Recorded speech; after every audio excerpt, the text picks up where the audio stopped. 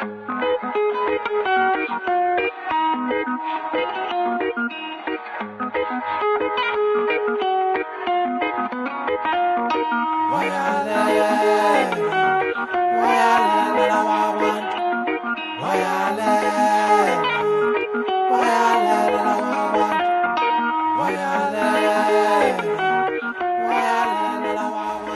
the message across unequivocally someone being guilty of fraud. The evidence you're going to need to stand up that allegation is going to be of a much higher standard than if you say, for example, they're just suspected of fraud. Thanks, Patrick. What steps are you taking to verify the information given by your source? You might have one source who tells you something, and it sounds very reliable, but you then go and check that against two more sources. That's responsible journalism. That's high quality investigating. Very often it's going to be almost impossible for us to prove the allegations are true. And the courts are willing to accept that the balance is fairly struck. If you publish the allegations which you've investigated carefully, and you've published the other side's response in the same broadcast or publication. And that's responsible journalism, and that means there's no claim to broadcast. So we gave them as much time, pitched the meaning as high as possible, allowed enough time for response. You know, there's no need to do it at the absolute last minute. The more time you allow, actually the more credit you get. The big difference between a defamation claim and a confidentiality claim, or privacy claim, is that defamation is in relation to allegations which are not true, which you can't prove are true. So someone sues for defamation, they damage the reputation, whereas confidentiality is a claim which you can bring over true allegation, and it can be extremely damaging. For example, you publish someone's bank statement on the broadcast, or a bit of detail of a transaction which shows someone's home address. That could be confidential information in some circumstances, and could lead to a claim and damage your whole program. You've carried out an investigation, you've potentially got evidence which would lead to a prosecution. We want your evidence. And they're going to come to you with a court order to take away your investigative materials, which could be extremely disruptive or problematic to most campaigning or journalistic organizations. Something just to think about. If you think about it at the beginning, you have the legal framework in place, then you're much more likely not to come across any of these legal red flags, issues around extractive industries, corruption of public officials. We also have draconian, old-fashioned, and completely skewed laws from the 1950s most of the time. English common law, which was totally in favor of the authorities and the establishment. We have an African Court of Human Rights. Has anyone had any interaction with the African Court of Human Rights? Do we know much about it? It's not doing the job that it's been set up to do. Finally, criminal libel. You know, you publish untrue allegations against an individual and you end up in prison. That is totally, as we say in Europe, disproportionate. It just shouldn't happen. Can you summarize the public interest in the story? And this is crucial. You might have a public interest in showing that the chief minister is corrupt, but is there a public interest in showing that there was, say, a person in the local government who put you in touch with someone else in relation to the transaction? Probably not. Therefore, you don't identify that person. Once you've worked out what your public interest angle is, you can very easily begin to see who is necessary to make good that story and who you probably have to leave out. Has set out these 10 factors of responsible journalism in a case called Reynolds and Times newspapers in 1999, which has now become quite commonly adopted in Commonwealth countries. Certainly it's been adopted in Australia, I believe in South Africa, in New Zealand, and in various other countries, including, I understand, Kenya as well. And you can't give them an opportunity to comment until you've identified what the meaning is of the allegations. And very often people make this mistake, where they put allegations that, oh, we are investigating issues around your land deals, for example. And then you get a response which says, well, our land deals are all perfectly legitimate. But actually, what you should be saying is, we're going to publish an allegation that you are guilty of corruption in relation to your land deals, and you benefited to the tune of $30 billion. And then what's the status of the information? Is this a very urgent issue? So in Sarawak, the deforestation is taking place right now. However, if this was a historic issue and the corruption had taken place many years ago, the public interest would be much lower. The pressing need to broadcast such claims would again be reduced, and the courts would take that into account. Incorporate the responses, and if they don't respond, you're entitled to say that they have no comment. But a good idea is to incorporate what they might have said in response to these points. But see some of the obvious questions coming out of that. Is the work defamatory? Does it breach confidentiality or privacy? Another issue is copyright very often in documents you might use. Ethical compliance issues. We talked about the News of the World and the Beckham kidnap story, and bribing people or having third parties working on your behalf. That can damage the integrity of your investigation as well.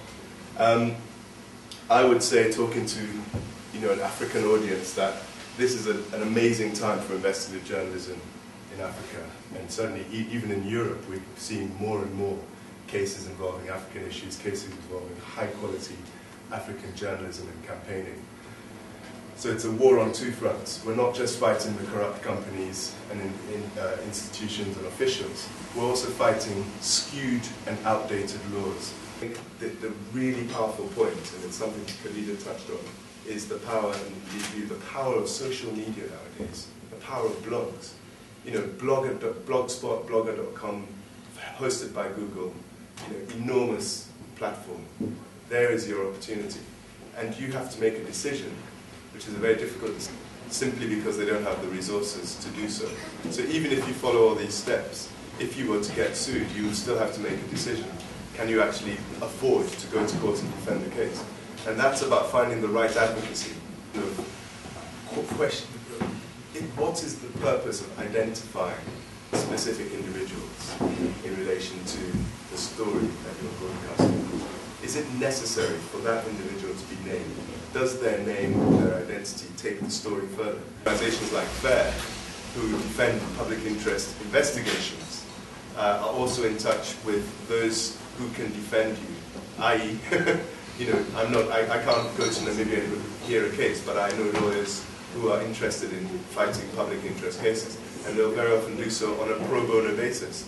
They will do so free of charge, ones that you can plug into, which will give you a support structure and embolden you to be able to publish your allegations with the minister.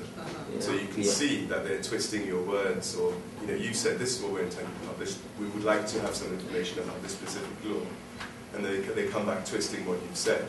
You can expose that, because that's a story in itself. If you are incorporated, for example, take the Global Witness example, if that organization is incorporated in Malaysia, then that corporate entity can be sued in Malaysia, and they can probably shut it down, they can throw criminal defamation proceedings at them, and there'll be huge problems. When I was 10 years old, and I remember it, to the minute, my father was writing about a Truth Commission inquiry in Ghana over the murder of three judges who had taken court decisions against the government. So the government had effectively sequestered land, and these judges had looked at the process and declared that it was ultra vires or illegal, so they'd quashed the government action. And within days, the three judges were murdered, burnt bodies at night. They were taken from their homes, taken to a remote place, and they were all killed. And it was published in the press. There was a public inquiry, and the government wanted to whitewash the inquiry because they were responsible. This is in 1984. They were responsible for those murders. During the course of the inquiry, an individual was was sentenced to death for having been the main perpetrator, and he was a scapegoat that the government had put up to take the blame for these actions. And just as he was being sentenced, he spoke out during the public inquiry and blamed individuals in the government, very, very senior members of the government. It was a public inquiry. There's a privilege on reporting what takes place in public inquiry. So long as you as a journalist publish a fair and accurate report, there's no issue at all. But the Ghanaian press had a lockdown issued from government saying you cannot publish what this guy said. If you do, there'll be problems. Totally illegal. So my father, as a journalist with international connections, took his story to the London Guardian, the Financial Times, the BBC, and he was in Ghana at the time. He managed to get it broadcast on those networks. As a result, we were followed from my school by 2 or 3 armoured cars. My father's life became in danger. Within 48 hours, we left the country. And it was a tragedy that he had to leave the country over something which he had carried out completely legitimately and within the law, reporting fairly and accurately on a public inquiry. Because the biggest problem in this region is our leaders, after a cabinet minister. But a lot of the stealing, the corruption, the misgovernance of wealth is actually done at the top. So in Swaziland, for instance, you have someone who controls, whose hand pretty much is always in the cookie jar. So if he feels like his whole entourage of 13 wives need to go shopping in Japan or Thailand, he just tells them that, the next flight out, they're out.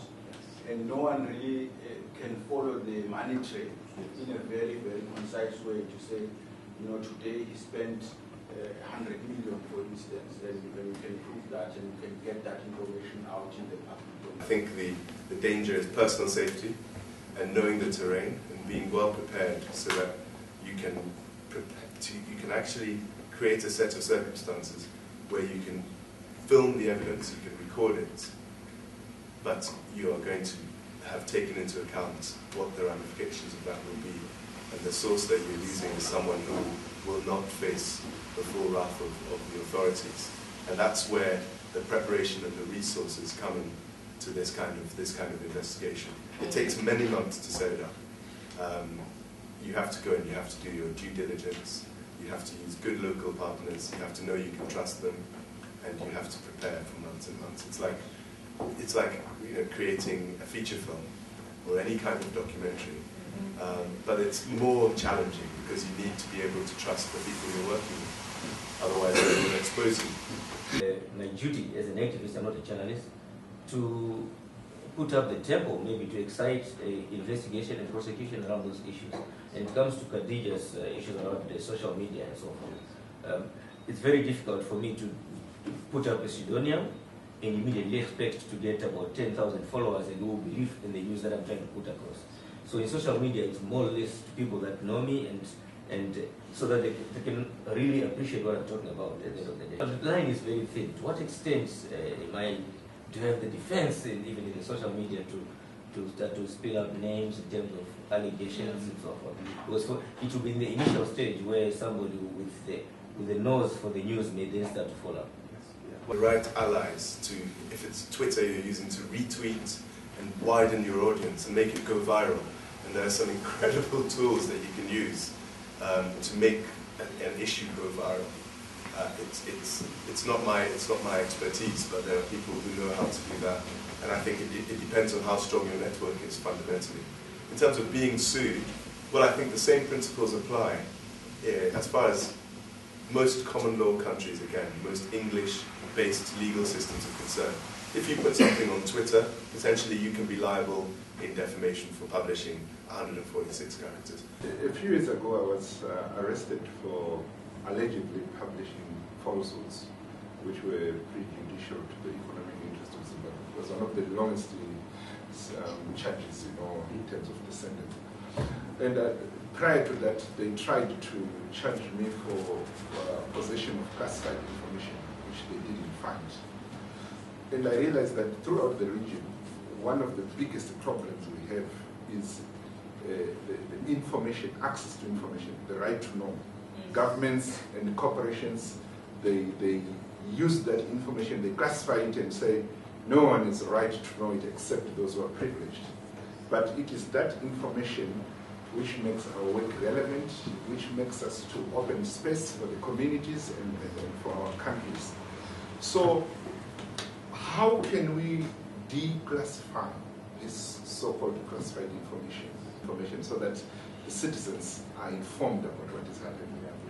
When I was on The Guardian, we had to deal with the phenomenon of WikiLeaks, which, of course, disclosed thousands, millions of confidential cables which had been classified by the US government and various other governments around the world. So take the case of Zimbabwe. Practically, if there was I would say, if there was a public interest in this information and on basic rule of law principles, there would be a justification for disclosing it. You take that information out of the jurisdiction and you publish it on a server somewhere else in the world where it will not attract the attention of the authorities. The danger, of course, is doing that in a way that doesn't lead to ramifications for you in the country. I think the other side of it is advocacy about legislation, appropriate freedom of information legislation. There should be a uniform standard of freedom of information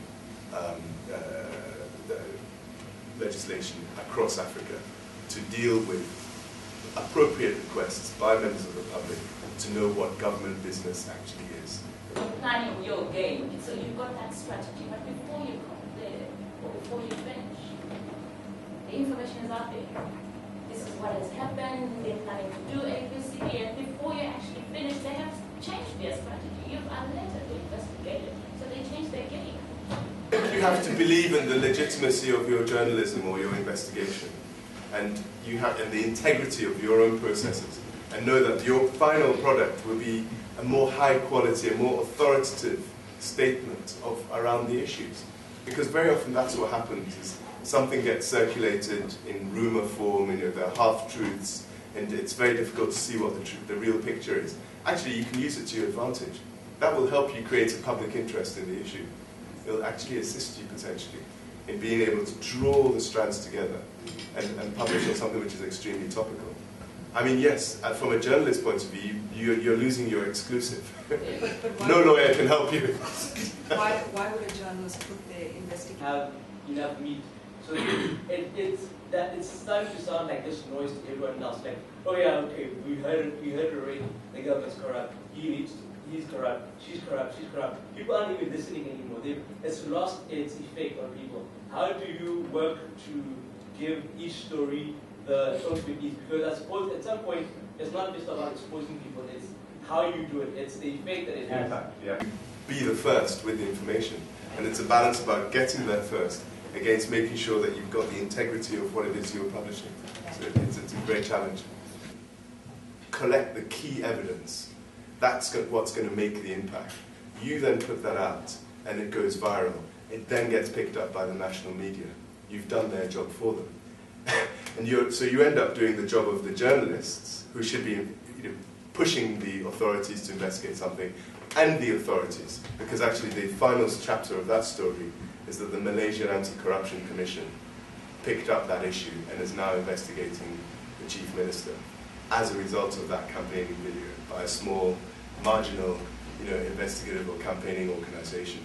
So you can have a real impact through these types of investigations, but it's about getting under the skin and getting to the crucial evidence, because that's what these social media tools are able to do nowadays. You have to wait for Colombia. Okay, tell him when he comes back 1 minute.